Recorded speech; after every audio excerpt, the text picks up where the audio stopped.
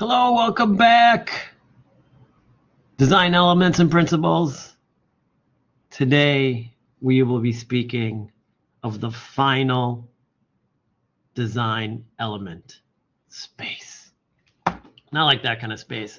It's how space is used within a design. So that's what that is. But that's what we're going to talk about today. As always, I'm going to step through every single assignment, walking you through each step. We are now going to be making our research in InDesign. Last session was Illustrator. Now it'll be InDesign. Then it'll be Illustrator. Then it'll be InDesign. We're getting equal practice in each program. The more you know, the better designer you'll be. Like I said, you use 3 main programs within the graphic design community. There are more that you use, but they could become more specialized. But the 3 main ones that any employer will require you to be a quote unquote master of is Illustrator, InDesign, and Photoshop. I don't dabble too much in Photoshop in this course simply because learning the Illustrator and InDesign programs are a little bit harder. And so I want you to get introduced to those. And then the Photoshop is just really for image manipulation and some other things. So that is why there is a big concern with it right away. And that is why you start practicing. And that's why I have like design practices and just learning.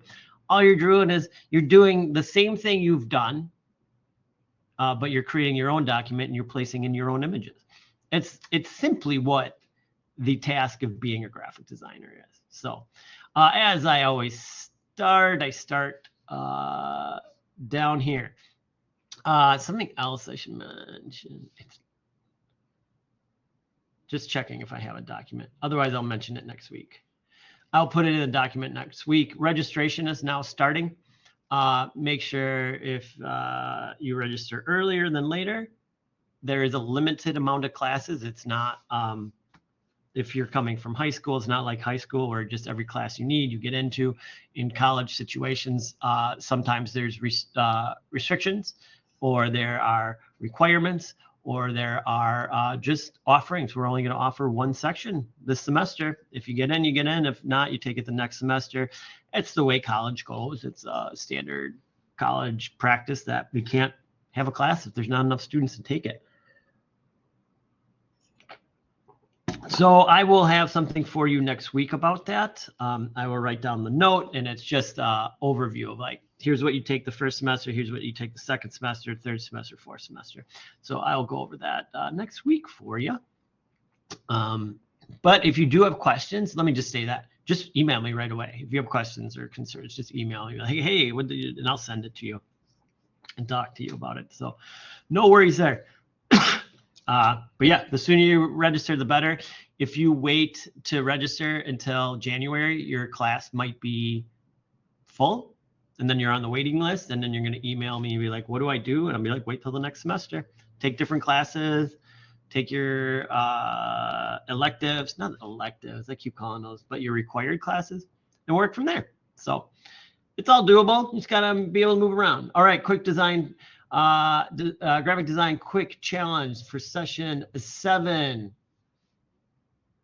Oh, okay, it's mad at me, so I can't open. I might have to redo something. It is there, as I say every time. Use the internet. Win the book, or if that pops up for anybody else, let me know. I haven't checked if anybody has done this quiz yet.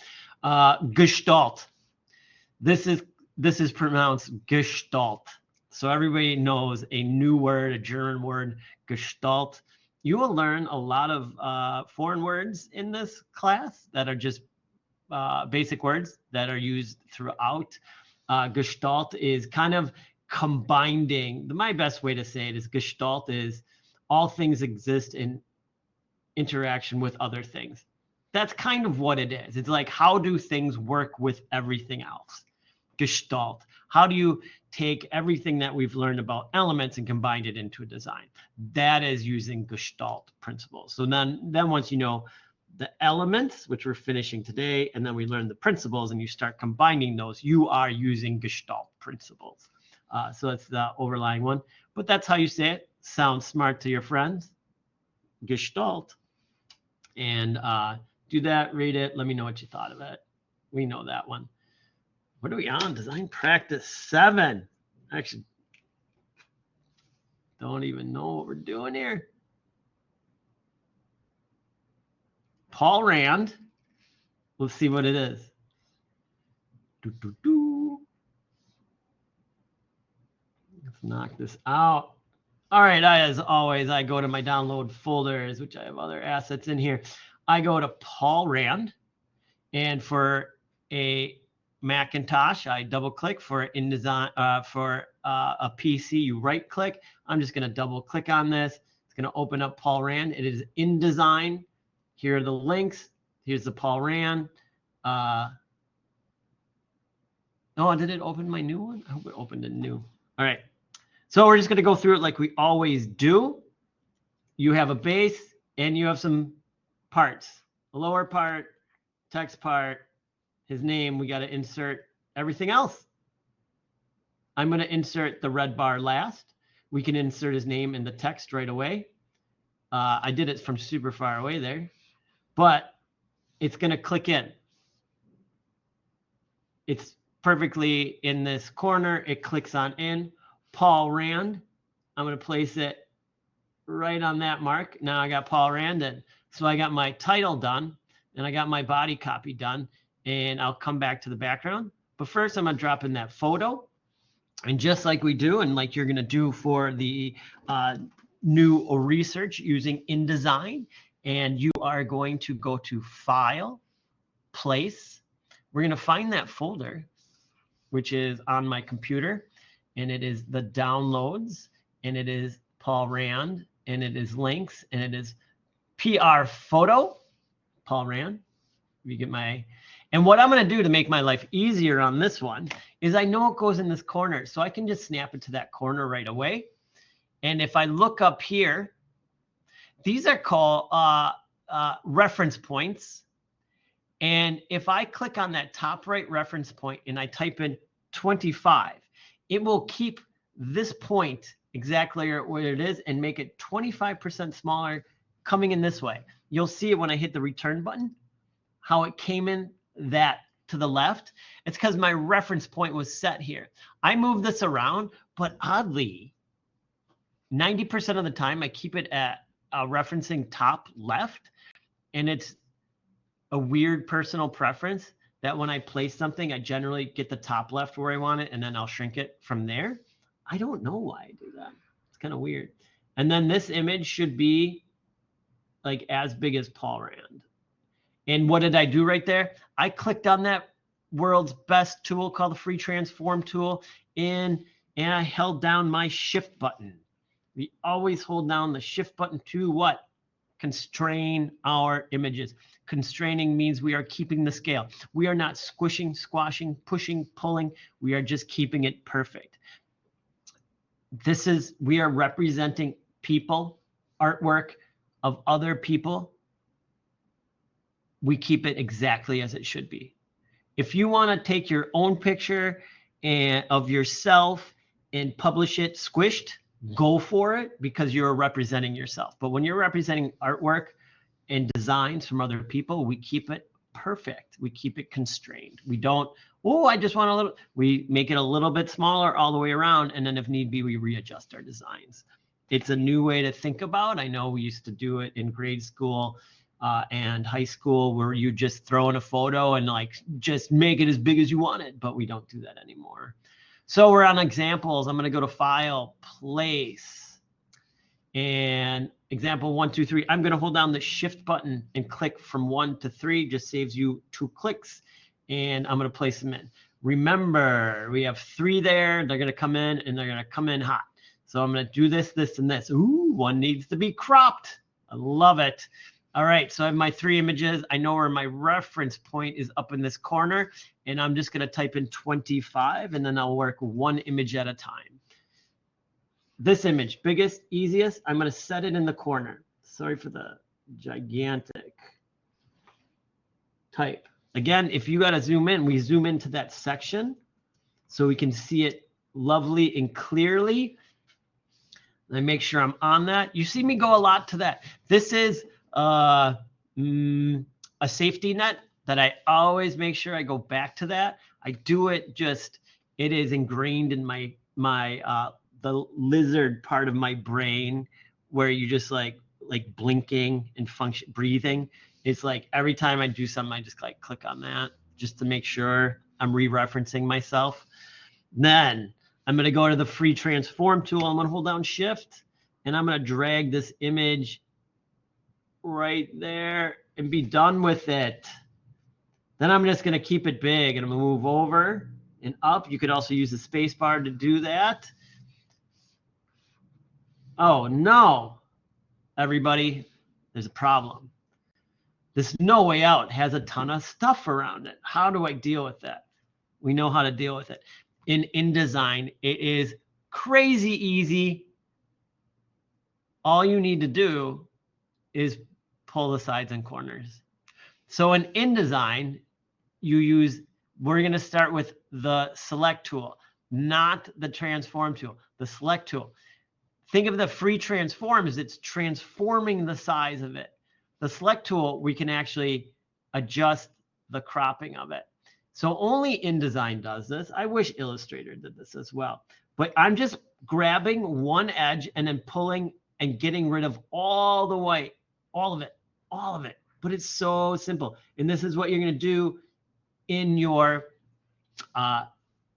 research. Remember, Illustrator, you got to go through that extra step of adding a clipping mask, it's called. But in InDesign, you don't. And so I'm looking, and I had a snap reference at the top. I'm going to now go to the free transform tool. I'm going to grab the corner. I'm going to hold down shift, and I'm going to make it snap. There. Did everybody get their home updates for the new Illustrator InDesign and everything? Came out this week. I have one student. I haven't been able to check their work because I haven't been able to work at night because of some other previous. And none of the computers here had the new InDesign, and they did their project in the new InDesign. But I'll get to it. They just got updated today. So then I'm going to do the same thing. I'm on free transform and I'll pull up. But yeah, make sure you get the latest updates, the newest tricks, tips, and everything for that. Oh, you know what? So I'm going to ask you guys to do one extra step is on this project is when you put on your background. All right. This is now this is going to be that one because the background just sits right there. And I'm going to get 50% of, I know who watches the videos and who doesn't. So all the people who don't watch the videos are going to get it wrong. But all you have to do is copy this exactly, turn off that eyeball before doing it. One step, turn off the eyeball, else you're going to hear from me. Hey, I see that you didn't you didn't watch the video and you didn't turn off the eyeball. You're going to get a little bit lower grade. So there we are. Paul Rand is put into place in InDesign. You are almost InDesign experts at this point. You know how to move type. You know how to add images. You know how to move things around.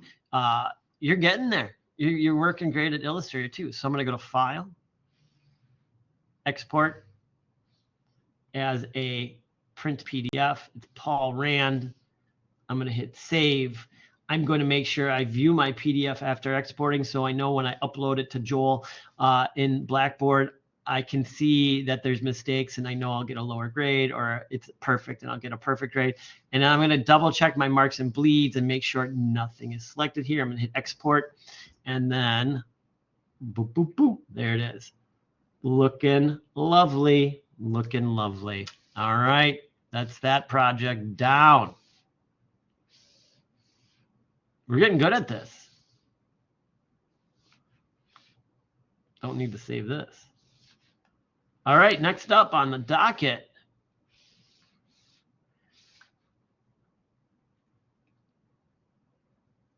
Let's jump into space. Space lecture. Let's jump on in.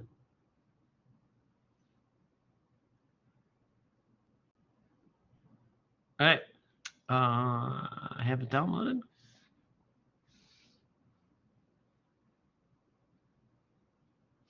All right, space, the final element. All right, zoom on in, start going over this, then we'll go over the research and projects. Got to switch styluses. All right, zoom in, grab my hand, let's start going. Zoom out my one. All right, so space as an element of designs refers to the area within and around objects in a composition. This is really important. We talk about it like here on this page as it gets a little like kind of bigger, but there's also something that every beginning designer does, and it's super crucial, and we call it adding white space. So it is this around objects in a composition is the biggest problem that beginner designers have, because we have this tendency to think that bigger is better. So if I have a picture, I make my picture as big as possible. And if I have text, I make my text as big as possible. And by doing that in a certain framed area, we don't leave space. So this frame area, the picture is as big as possible. The text is touching, touching the text, but it's because we have this ingrained thing in our head that everything should be as big as possible on the page, and that is wrong.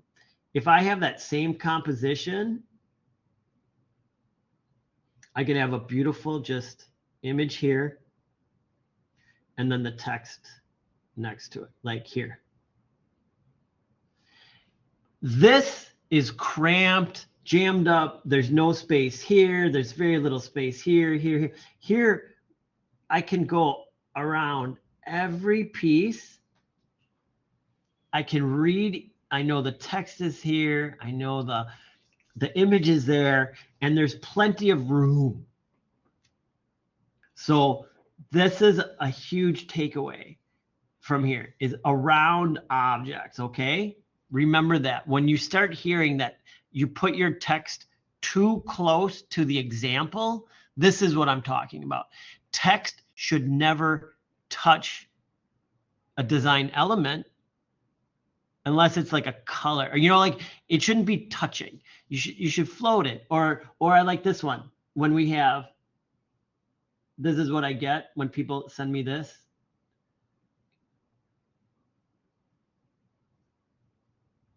Like, and then they're like, oh, but they put a color box and the text is jammed in there.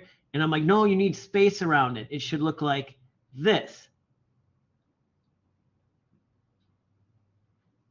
In which the same perimeter, the same distance is all around every letter.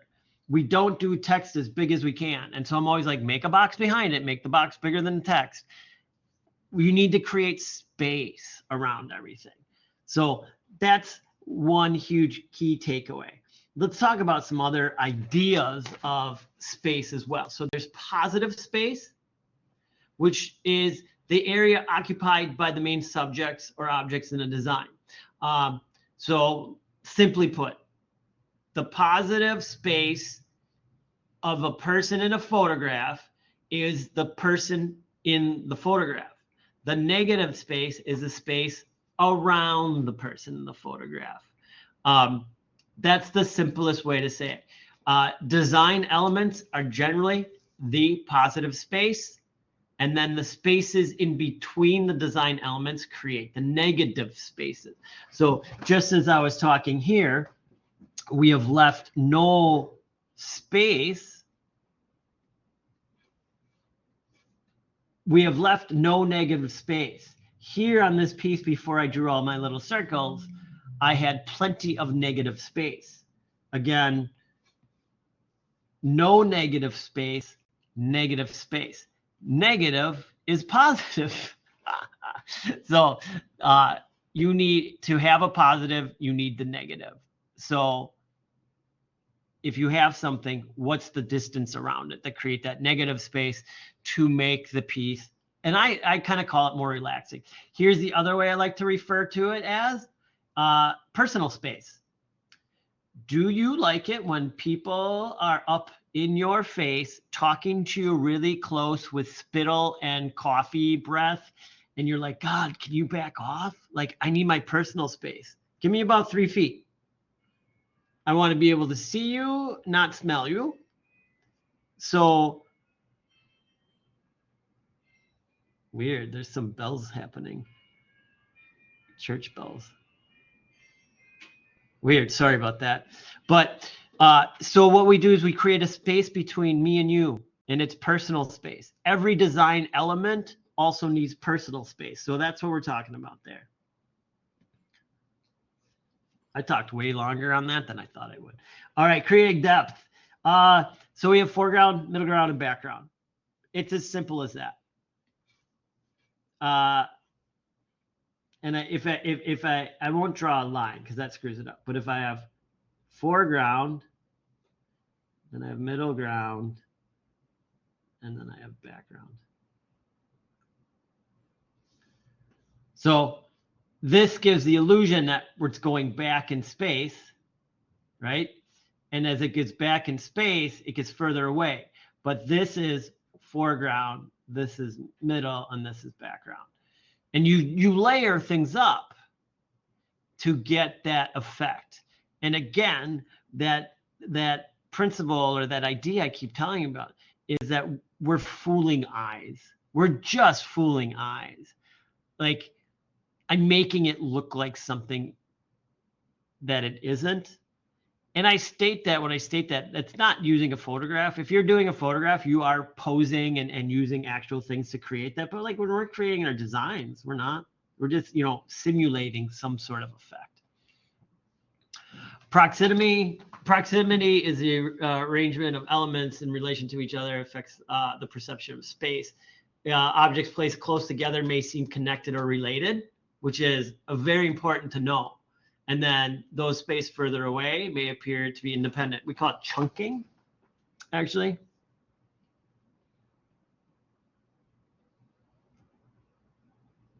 So if I have like 3 boxes next to each other, we assume that the information relates to each other rather than if I had 3 boxes very far from each other. The idea is this is separate from this is separate from this. So that's that proximity. The other one is the chunking. You use it, well, not so much anymore, but we use it with a telephone number. If you memorize a phone number, how do you say it?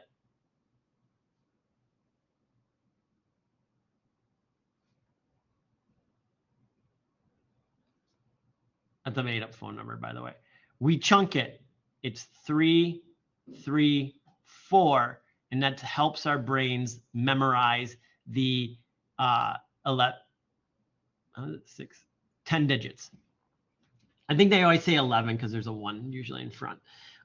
So that's how you memorize a phone number, is you break it down. You chunk it. 414, 481, 9285. And that's how you say it. Makes it easier.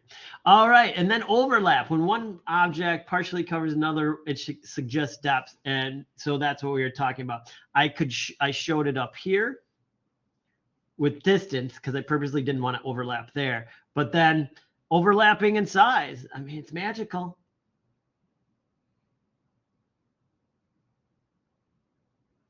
Look at those guys. One's behind the other. They're just rectangles.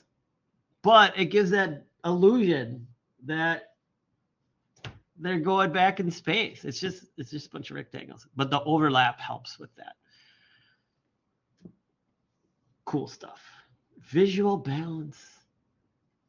Proper distribution of positive and negative space contributes to visual balance within a composition. Yes. An imbalance creates tension and instability. So you want people to, like, because there's always the but. But what if I want to do this? Generally, you want a visually balanced composition, meaning that there's no tension created, that people read it, the hierarchy is there, everything is there, and it looks good and it looks smooth. But what can happen is if you create tension and instability, it's a hang up, and people are drawn to it. And then by being drawn to the areas that have tension or instability, we miss the proper areas that we're supposed to be getting information from. And this goes to like bad stuff, like having things too close to each other, because then it's like, why are they touching? And then you think like, why are they touching? And then like, you start to think more about what you're looking at than the information you're trying to absorb. So that's like one of those big ones. When I talk and I'm like, we do those the research, and I circle for everybody this border, like, and you see mine, and you have your 3 images, and then here's your box, your frame. I'm gonna do big, and you get it from me. I'm like, these all need to match. The computer does it for you. That's what that's about, is setting up that somebody reads it and they see things spaced out evenly. There's no other information. If you have things really tight, then they are starting to assume, why are these 2 close together, but that one's further away? Now they're not thinking about the information. They're thinking about, why are things the way they are? All right, atmosphere and mood. Open versus closed space. A design with more negative space may feel open, airy, and calm. That's the way I like to design. Every once in a while, I like to do a little closed space. While a design with less negative space can feel dense, active, intense. But so there is a reason. If I want that, I will make that. I will visually create that. I will add a lot of, zip, zap, and pow, and like all that crazy stuff. Like you've seen the examples, it. Like they throw everything in the kitchen sink into the design, and it's so exciting and crazy. Or you can have the open air one. I don't have that example. I think, I don't have that. It's coming up. So, yeah.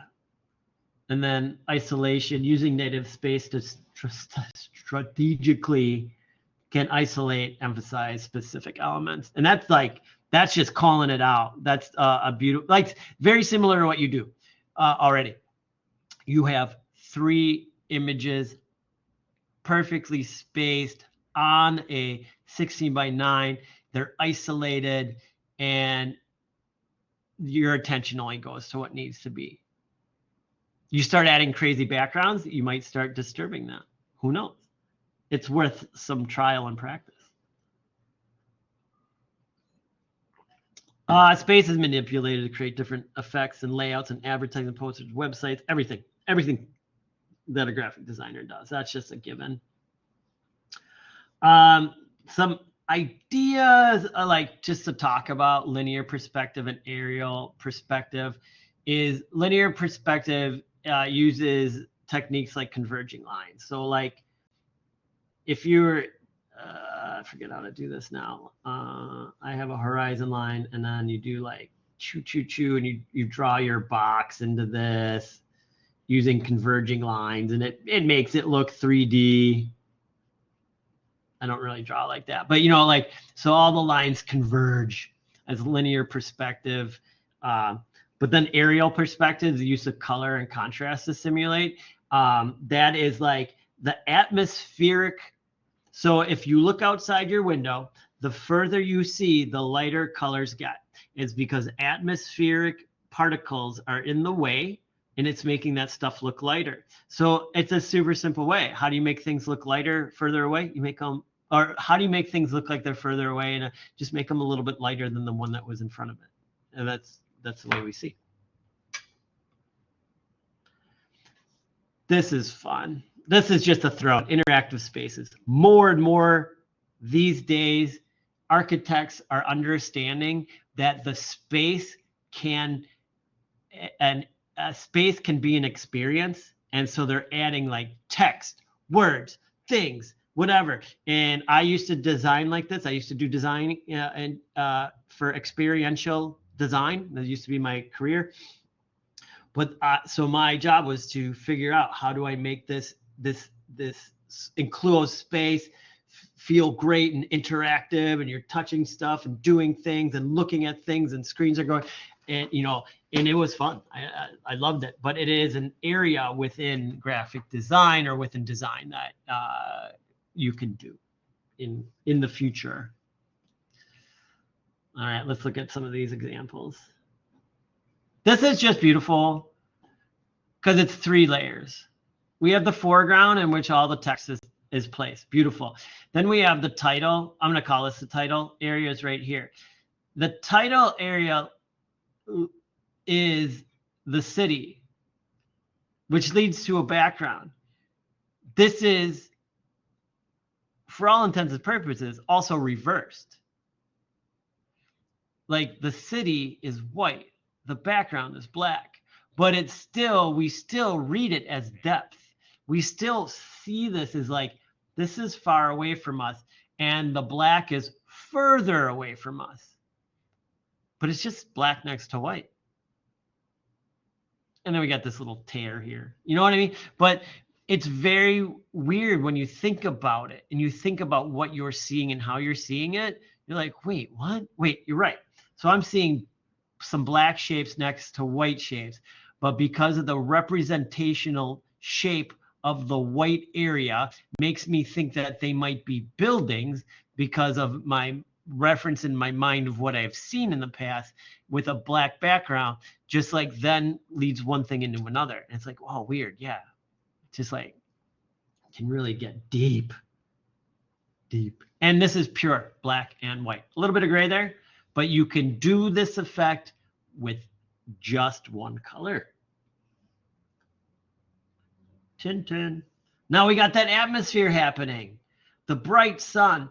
Things are lighter. These camels, lighter, getting darker, darker, darker, darker. The darker it gets, further away from what we'll call the vanishing point. The smoke, the airplane, lighter to darker. Tintin's walking toward us. He's backlit. He is the darkest. We are creating that sense of atmosphere. He's coming at us. He's dark. And then even with this boat, the boat goes from darkest to lightest. Atmospheric perspective there, using color to help define distances. Because if you put all 3 of these together, it makes no sense. This plane is tiny compared to Tintin, but the atmospheric perspective helps. This boat, where's like, and these people. So this plane above the people, but because of the atmosphere, we kind of just combined it together, and we start to understand the fantasy and the beauty behind it.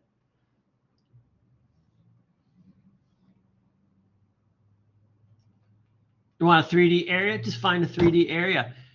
These shadows make that weird 3D, I don't know where this is, how it is. It's like, to me, it's like some brutalist museum entranceway. Maybe there's water flowing through this, and it has like these dark shadows, but it's so 3D. And once again, it's like this piece. It's like green, gray, or you guys have a better gray than my screen, and black. But that's all we need to create all these different planes of dimension on the piece. And then they have these like icy letters. This one is melting. The A is melting. But super deep and depthful. And it's a different way to think about your graphic design. We're coming in hot, and I'm asking for a lot of flat design because I want you to learn how to use the tools within the programs. But then we need to break out and be like, well, if I'm doing this project, can I think further? And so that's what I talk about here. I'll talk about here, and then I'm going to switch gears on this one, because this Natalie Portman one is very similar to the undo, redo. This one reminds me of that the asphalt with the piece of paper in front of it. So why not? If you only have one saying, why not make the letters look like they're popping off the page and doing something and being really cool? It's a lot of fun and it adds interest. Like if this was just black text and a white background, you would just like gloss over it and just be like, yeah, whatever. Somebody did a snooty poster with a saying on it. But here, this is engaging, makes you want to look at it. And then there's something. I look at this twice a year minimum. So it's for this melt, MELT. They have this letter leaning forward and this letter. Like, why didn't they do melt and then like not do these? So I've been always trying to figure out like MTINI. Like, does that mean something? This is where I wish they would have hid the hidden message, or like this M leaning forward, this E leaning forward, this L leaning forward, and this T leaning forward. And then people would be like, ooh, I see what you did there. Always it bugs me. Here's the problem. Here's the problem with me saying that. Hindsight is 2020. Once it's done, we can come in and be like, oh, you should have done this, that, or the other. Yeah, similar to what I do when I grade your stuff. But when I grade your stuff, I'm like, these were the requirements. I'm not like, oh, you should have done this. Or if I say that, I teach you how to do it. So there's a lot of hindsight is 2020 when it comes to graphic design. It becomes really important when with new logos. So what do I mean by that is every once in a while, a company will come out with a new logo and people go nuts and flip out. And they're like, oh, my precious logo. It's like not even their logo. They're like, I grew up with this logo and you dare to change it. And you're like, just get off, let the company do what they want to do. You're going to forget about the logo in 3 weeks and still buy the product. But then companies go back on it. Cracker Barrel? Do you remember Cracker Barrel? They changed their logo and they changed it for like 2 days and then they went back to the old one. People complained that it was missing something. Just dumb. People, yeah. And then this one. It's very weird of the mix and match. Here the white, which creates a wing form, is the middle ground. But then the white feathers are in the foreground. But we see the swan is kind of the foreground. It's really looking at this too. We have the eyeball, which leads it to the beak, which is an arrow to the black swan. It's just leading us around. And then we have this gradient in the far background. So it's a super big play on space and a messing with us on foreground, middle ground, and background in the interaction between these different things when we look at a piece. It's quite amazing, quite amazing. Awesome. Let's do some work. Any questions about space? If you do, let me know. Or you email me or text me. I'm always happy to answer live questions. And always, nobody likes to talk except for me. All right, let's do this. What's next? Research. Super easy. Setting up this InDesign document is actually easier than setting up the Illustrator document. So everybody rest assured that it's fewer steps. For the time being, I'm going to move this over here. Oh, I didn't realize I had this one back here. Let's close that out. Where do I have that? I don't need this right now. Close that out. Don't need that one. We want InDesign, which I think I've already been in. So let's walk through this. Follow these exact steps to create your document in InDesign. Click New File. We are going to create a print document. The print document is going to be 16 inches wide by 9 inches tall. Pay attention here. Pay attention. Everybody's 50% of you are going to get this wrong. Make sure the facing pages is turned off. I do not want to see that on. It affects how the end product is. If that is on, I can tell. All right. We leave columns alone. We want our margin set at 1/2 inch. Look at that. It's already done. Then on this one, so this one does the margin for you, unlike Illustrator where you have to create the margin and put it in a template layer. InDesign just automatically sets it up. So it makes it easier. Then the bleed, 1/2 inch, all I have to do is go 0.5 and then hit tab and they all fill in. And we're not going to worry about slug. And we're not going to worry about slug. We're just going to go to create. And then if your ruler is not turned on, go to view. Oh, they moved it. Oh, hide rulers. So yours, if your rulers aren't showing, this will say show rulers, but my rulers are showing. So it says hide rulers. That's really dumb. And then I'm going to pull from the edge, just like you do in Illustrator. I'm going to slowly pull from the edge. And when I get to the middle, it's going to snap. See that little weird stuff? It's snapping at 8 inches. I'm going to do the same, pull down from the top and have it snap right there, 4.5. So now that divides it in half. Over here, I have my layers. That's my preferred area for layers. You may be over here. I'm over here. And this new update my pages is supposed to be with my layers and property links. You can call, because the way, also because this is embedded in the document, you can just make your layers. And so you just double click, and I'm going to call this title. And then you just create a new layer the exact same way you do in Illustrator. And then I will call this images.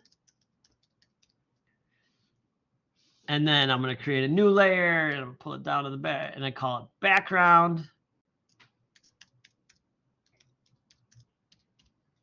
And there we are. So when I create this and I'm talking about space, but I'm just going to pick a dark blue color just to have some fun. You have the same tools. There's a rectangle tool, and then there's this weird rectangle frame tool. I always just use the one without the X in it. I think actually at my house, it doesn't even show up in my thing. I never used it. I don't know what it does. If you never have to use it, why have it around? Because I mean, you get the same ellipse tool, polygon tool. So I'll do like a rectangle background, and I'm going to make it as big as the bleed, not the artboard. We go as big as the bleed on this. That is something you need to start doing from day one when you create a document. It's called bleed. It's something brand new for us. And guess what? I'm going to teach you all about it in the next class when we go over layout. We're going to be repeating this process next class. It's all about the layout, how to lay out all the terms, and it'll become clear. So I'm going to do my fill, and let's see, let's fill it with just this dark blue. You know, it's space. So you can do a color, you could do, you know, whatever you want, cool stuff, you know, like if you want, like whatever you want to do. You know, it is your canvas to work on, but when you make your background, you make sure you pull that background all the way to the red, knowing that the black line that you see there is actually the artboard. I know it's a little confusing. The title, we do type the same way, except for for InDesign, it is drag. There is no point type. So you will create a text box, and then you'll call it movie poster. Then you'll get the box. I always make mine smaller. You know, like once I'm done with all my goofing around, to change the color of the font, you do need to highlight it, which is a little different. And then you'll see that T there for fill, and then you can pick whatever color you choose. But once that's done, you can just go to these and change the font.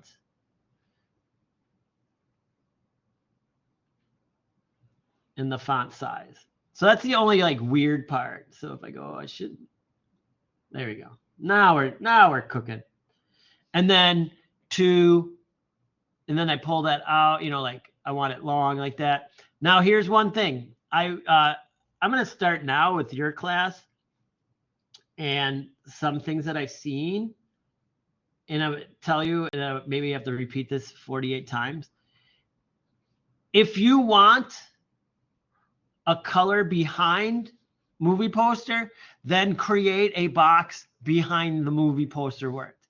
So say you're like, oh, but I wanted a red square behind it. Do not just simply fill this with red. That is 100% wrong. I don't know why they even offer that option. But what you do is you're going to create a box around your text. Then we're going to make it red. And then we're going to go to, you're going to arrange these. And just like you can arrange in PowerPoint and Google Slides and Illustrator, you do it the same thing. You go to arrange and we send it back. And then I take a look at it and I'm like, and then I get posters centered up. And this is what I was talking about. Look, I have the same distance around that and I have two. So these are independent, which means I can work with them independently. Now here's a fun one, because this is with InDesign, you will end up with like a lot of like lines and everywhere. If you go over to this little box and if you click on it and you hit preview, you'll see what it looks like without the lines. And then you can click on it and hit normal. So the preview, click on it, preview shows you without the bleed, where it is, and then look how great that movie poster. That's what I'm talking about when people send it and I get this a lot. And I'm like, no, you can't have text touching the edges. And you're like, but it's not. It's a pixel away. No, we want the same distance all the way around. Look how beautiful that looks then. And then I need to place my poster. So I'm going to go back out, normal, and I'm going to go to images. And all you have to do is go to File, Place, Desktop. I got a JPEG. Place it. Grab my title. Move my title. I don't want to go past my margin. Oh, my title, and then I'm going to move my image. Get that looking spot on. I don't want it to. Oh, I take that back. That may work. I kind of like those touching. I'll make the poster just a tiny bit smaller. Like, I don't want it blocking it, but I kind of like that. It's like a pedestal. That looks pretty cool.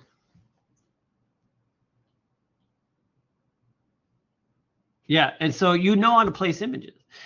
If you download something and it's like a WebP file or something and you're like, it won't place in, you simply need to open that up. And I think I taught this in like the very first class, which is still available on YouTube. If you're like, but it doesn't, the class doesn't show up on Blackboard anymore. It shows up on YouTube.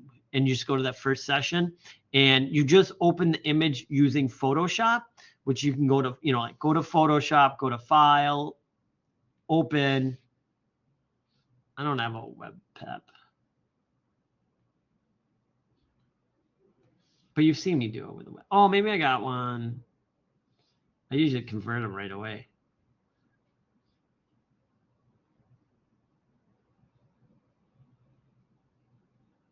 I'll just click on this. But I mean, like if you open it and it's wrong, and then you just go to File, Export, Export As, and then just make sure here you put to JPEG and export it, and then there you go. So That's how you fix that problem. So you can still use the image. You can still use your high-res image. You just have to convert it. Bless you. So that's how you do it in InDesign. You guys have been using InDesign already, and this is nothing new. It's just you're going to experiment with shapes and stuff. Any questions on InDesign for the presentation? And again, you upload both files. I need to see both files.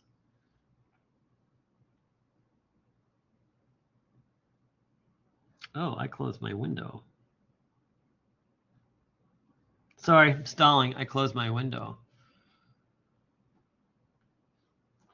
Let's get a new one over here. There we are. Then,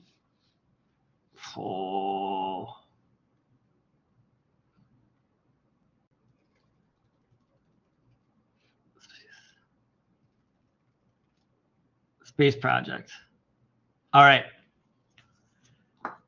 The term space, I gotta make sure this is correct, refers to the intentional and organized arrangement of elements within a composition. The manipulation of space is a fundamental aspect of graphic design, influencing understanding and manipulating space effectively is a skill for graphic designers and involves thoughtful consideration on how the elements placed interact with each other spatially.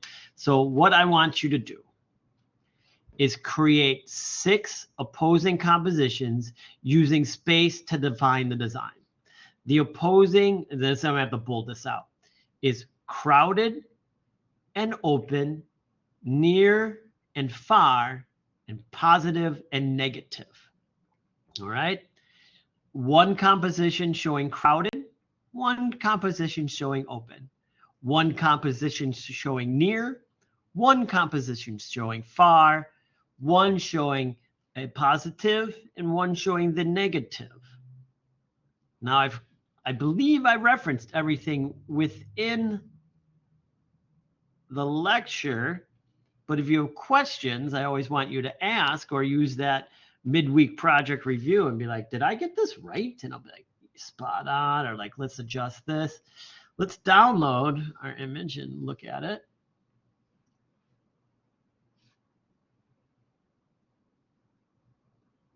There's mine. Don't use mine. This is crowded. This is open.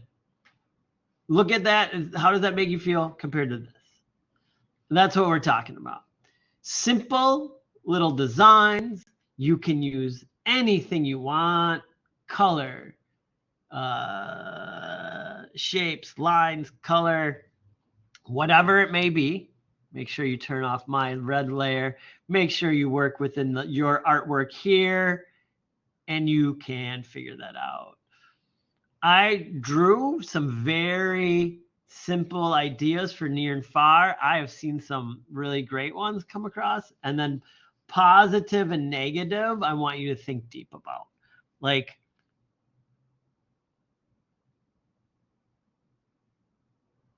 yeah, like what could that be? And if you need to, I mean, you can reference your book, the textbook chapters.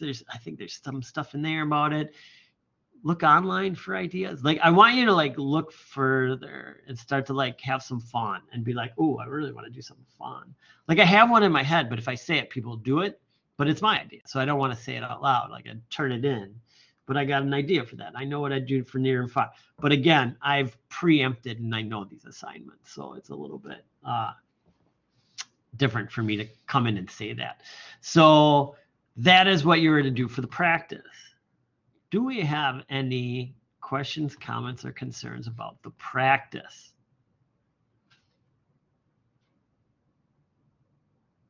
All right, awesome. Awesome. Well, I usually like to do about an hour. We're a couple of minutes short. Hope nobody feels like they've been shorted on time.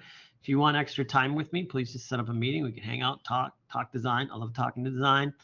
Give you tricks, tips, show me stuff. I'll be like, oh, you know what? If you did this and this and this, I love doing that kind of stuff. I will have meetings with you and show you how things work outside of the class with design. I'm more than happy. So feel free to reach out. Yeah, we're rocking through it. Halfway through.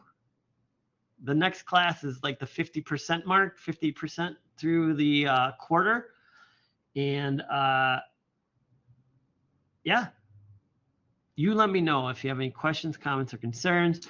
If you are not understanding any of the assignments, please reach out to me. I will clear them up and then clear them up for everybody else as well. I'm going to go in and once we're done here, because it's in student preview. Oh, maybe I can get out. I'm going to prove that I do it right now. No, it's not in student preview. Let's do this.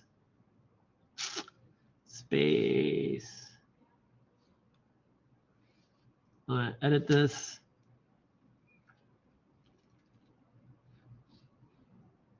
I'm going to make this clearer right now.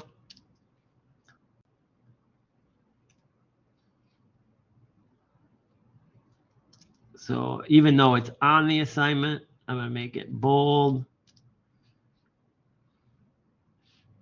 so everybody knows. So there you go. And I'm going to have to save that. All right. Thank you very much for your time. I will see you on the discussion boards or wherever. And if not, have a great weekend and talk to you on Tuesday. Take care. Bye-bye.